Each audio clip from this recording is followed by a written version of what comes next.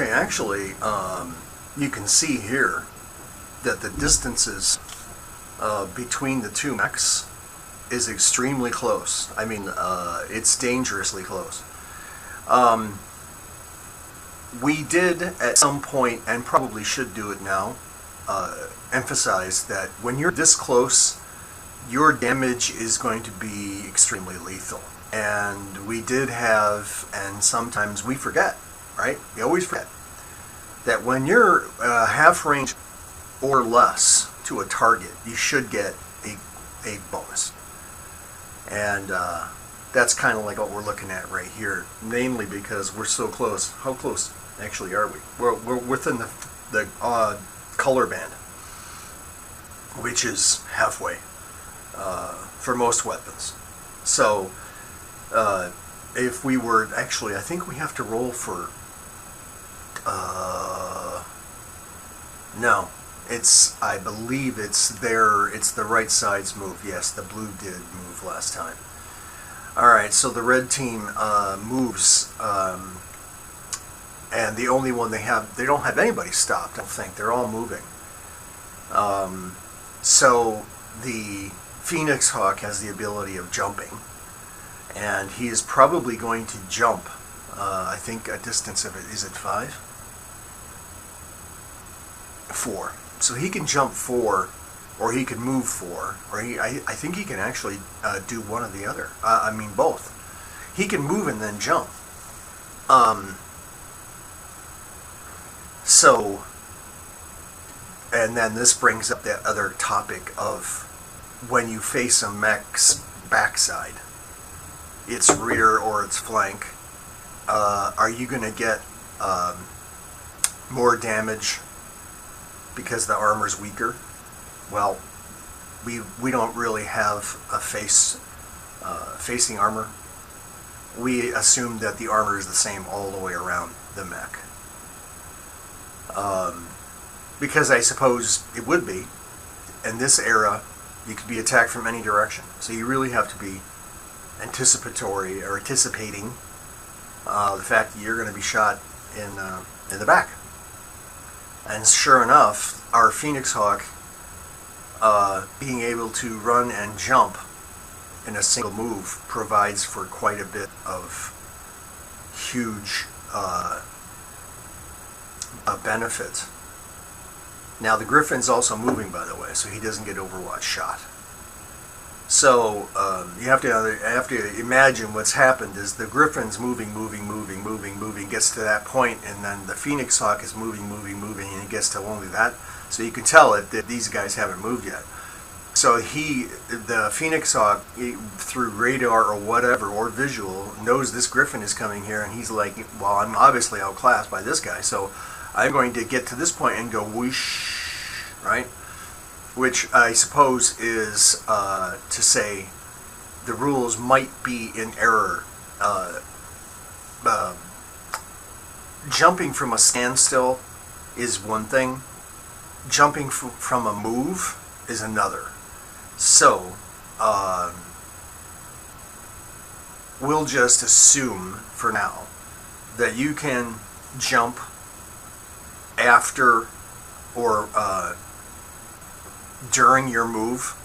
So you can move and then jump, and if the mech in question, in this particular case the Phoenix Hawk, has a move of 6 and a jump of 4, I assume, because we've rarely done this, that it would mean the amount that he moves on the ground is subtracted from the jump, because we're talking about a time-space displacement. He certainly is not going to move 6 and then jump 4. That would be ridiculous, because that would mean his total move is 10 hexes in the span of time this is representing. Do we know what the span of time is? No. We kind of have an idea that it's about 15 seconds of real time. Maybe 10 seconds of real time. So very close to the Car Wars universe. So, what's the decision? He can move on the ground and then jump, but whatever he moves on the ground is subtracted from his jump speed, jump distance. Okay, Well, no better time than the present. Picking a location, if he moves 6, and yes, we just added these rock formations, so we'll leave them.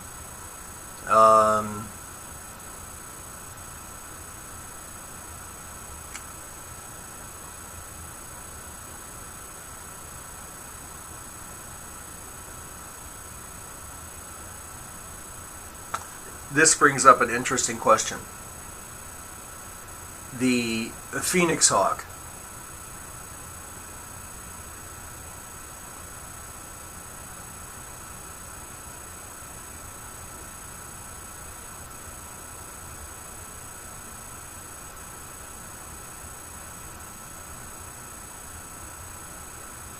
Is not going to do what you think he's going to do. He's actually going to move right here.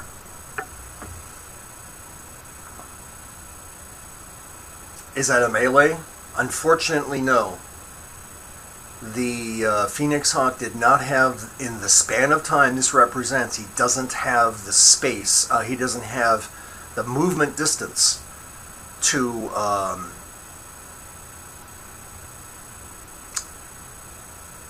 push that Wasp over. Now remember, the Wasp is moving too, but that's the whole point of the initiative. That's the whole point. You get to move against your enemy before he can do anything, and that's the idea. Except, of course, if he's on Overwatch, he's not moving. But in this case, the Wasp is moving.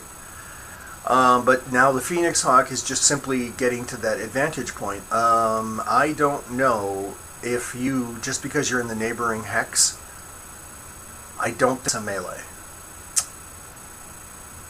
So it's an automatic hit to the Wasp from the Phoenix Hawk with the heavy laser and 2 medium lasers, and we'll assume the machine guns, although they're heavy, cannot do any damage to the armor of a mech. That needs to be clarified a little bit. Machine guns are not meant for mech combat. They're really meant, unless of course they're Gatling large caliber, well, then it wouldn't be a machine gun, it'd be a Gatling cannon, 20 millimeter, 30 millimeter, something of that nature, or even greater. So his heavy laser automatically hits at that range, and both his medium lasers hit, and not only do they hit, they get that bonus damage die. So clearly, getting within range of a fast-moving mech is extremely lethal and dangerous. So what we'll do is, where's my dice rolling phone?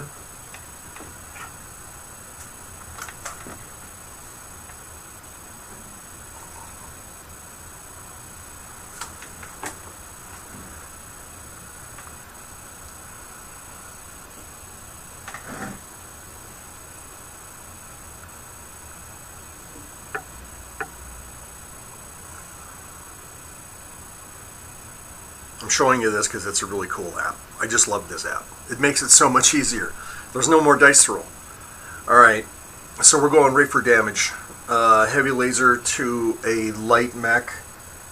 Well, it's toast. There's almost no point. There's almost no point in rolling the dice.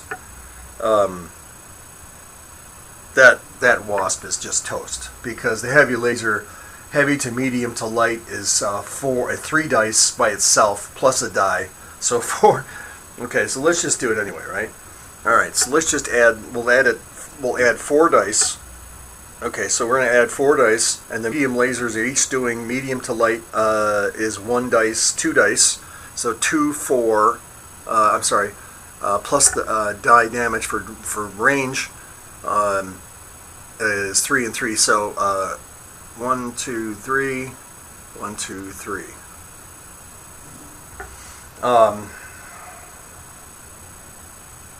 This is all the damage. Okay, so the 2 stars are combat hits.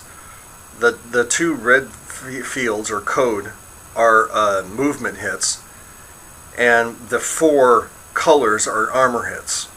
And there's an SM there too, the little dot that's signifying an SM hit. That's interesting, actually. After all those dice, only one SM actual hit is rolled. Okay, so the mech is toast. And he the impact of him just goes blah blah blah blah blah blah bloosh. Okay, so he explodes. Interesting point though. Does he damage the Phoenix Hawk when he explodes? Don't know. Good question.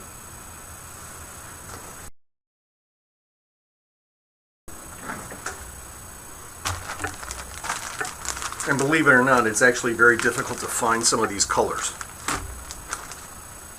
This is actually called, what's the name of this? Not just cotton.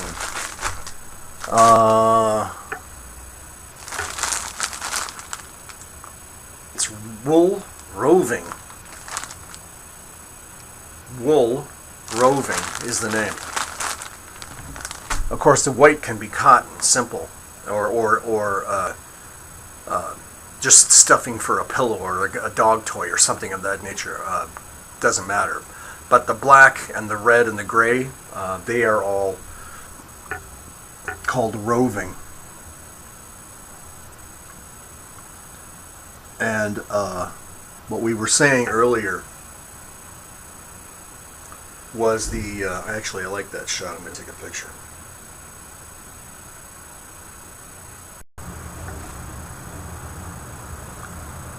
The Marauder, what's his speed? 4?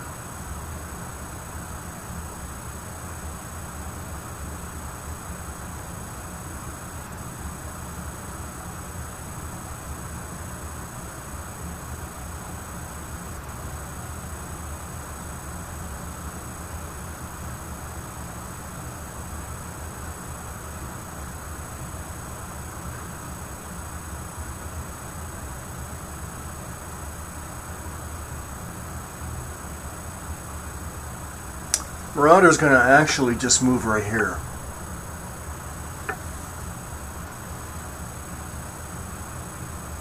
The Locust is going to take cover behind like this tree.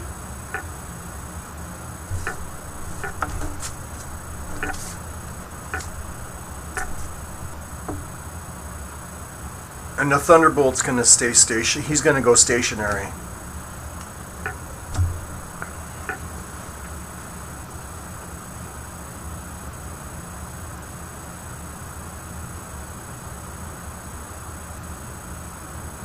Does the Phoenix Hawk have to be marked as stopped? No, actually, because he just walked right up and blasted him.